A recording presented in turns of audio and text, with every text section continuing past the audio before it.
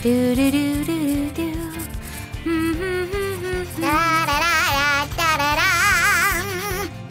Well, Sammy, are you ready? Let's show our drawings. Wow, so it's literally me? How did you do this? Yeah, well, let's team up next time. What do you think, Sue? I don't mind, Sammy. Who should we draw? Should I call Roger?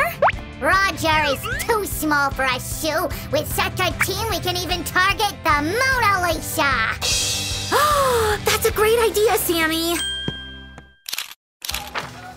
Hi, guys. Today we're gonna make something really unusual.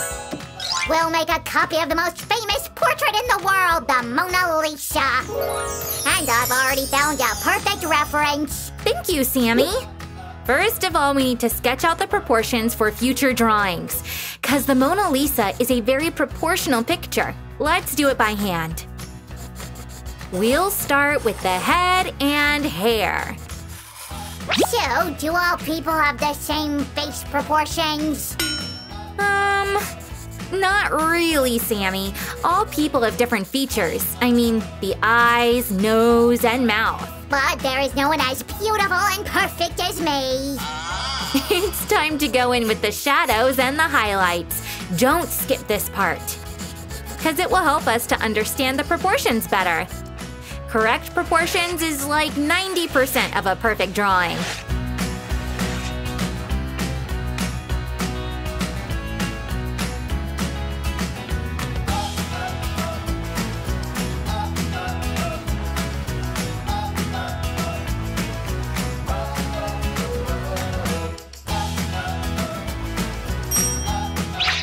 Oh, Sue, you call that a drawing?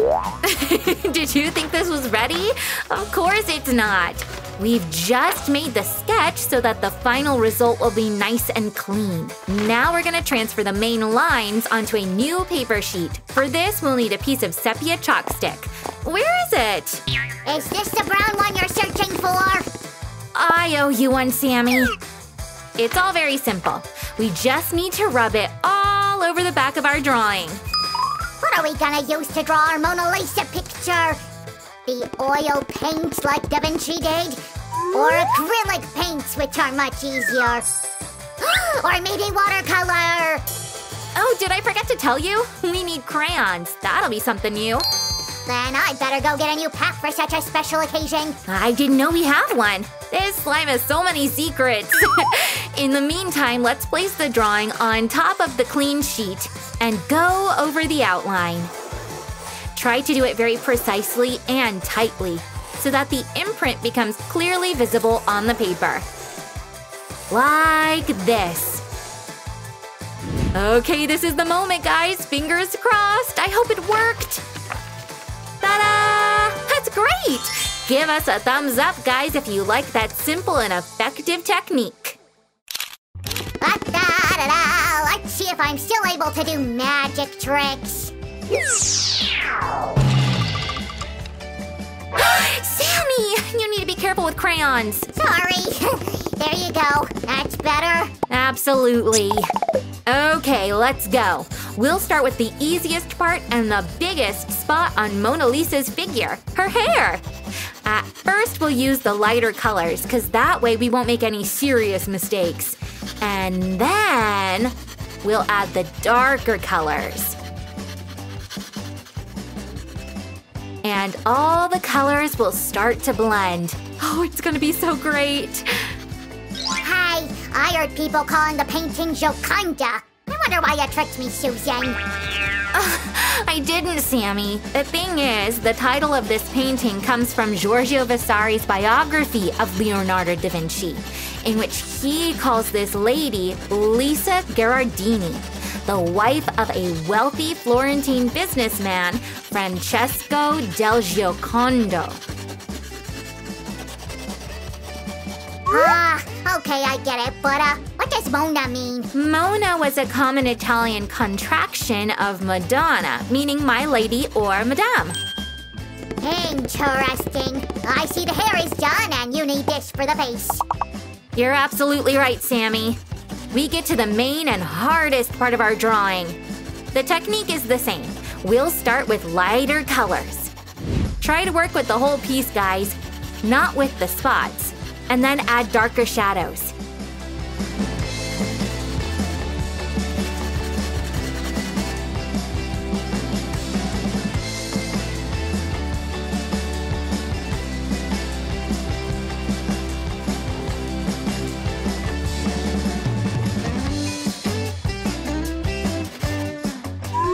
Is it just me, or does she not really have eyebrows? You have a sharp eye, Sammy! Yes, she had her eyebrows shaved for real. Some people say that's because she followed the high fashion of the time, while others insist that the drawing is unfinished. Anyway, in 2007, the ultra-detailed digital scan revealed that her eyebrows had simply faded over time and years of restoration works. So many secrets. Such a mysterious work. Yes, Sammy, exactly. Still, nobody is sure who this lady was. There's a theory that it's a female representation of Leonardo da Vinci himself. Can you imagine that? All of this is so interesting. All done, Sammy. Check it out. So it's really great, but maybe we should paint her dress in the background. Of course. That'll be our next step. Okay, guys, let's work on her dress. Sammy, bring me the green crayon, please. Here you are. I know, lighter colors first. Thank you, Sammy. You're a great helper. I'm lucky to have you, who can draw so well. And you can make a copy of this great masterpiece. I'll hang it in our dining room with great pleasure. You're not the only one who wants to have this drawing, Sammy. In 1911, the Mona Lisa was stolen from Paris's Louvre Museum. And you know who was under suspicion? Maybe the head of the Louvre? You've got the potential of a crime fiction author, but no, you guessed wrong. Well, don't keep us all waiting. Tell us the correct answer. It was Pablo Picasso, but everything was fine to him. After 2 years, they busted Vincenzo Perugia, trying to sell the Mona Lisa to a Florence art dealer. How do you like it, guys? Then give us a thumbs up. Now we can finally get to the background. We'll start with the sketch. But guys, don't work on it too much or it will steal the whole attention from the foreground. And it's time to color it up. We'll make the sky using a moss green crayon.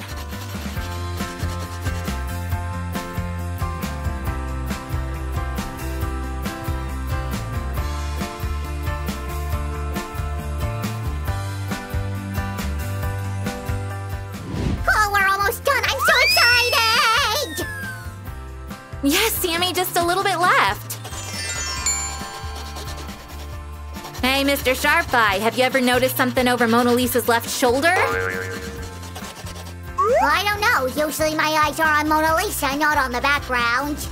And that's the reason not many people notice this little bridge. It's called the Ponte Vecchio, and it used to be situated in the center of Bobbio, a little village in northern Italy. Unfortunately, in 1472, it was ruined by the Great Flood. Oh, I really like how it turned out. All we've got left to do is one tiny final thing with the face. That's why you asked to sharpen all the crayons? Yes, we need to be very precise at this point. We're gonna add more shadows, more highlights here and there so that it becomes more like a Renaissance painting. We'll also go over this part again in order to blend all the colors more softly.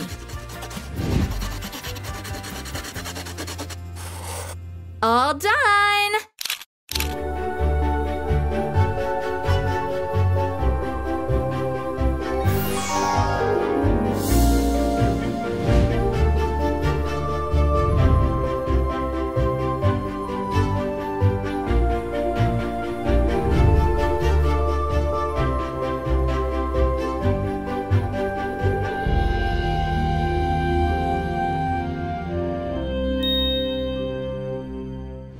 Wow, so that's awesome! You never told me you can draw like Leonardo da Vinci. Come on, you overestimate me and my skills. I think it'll take a lot of time, or even my whole life, to draw like the real master. But without false modesty, I do say the drawing is sure awesome. This work definitely deserves to be hanged in the Louvre. Oh, thank you, Sammy. If you like our drawing, guys, give us a thumbs up. And don't forget to subscribe to see more incredible drawings. See you in the next videos.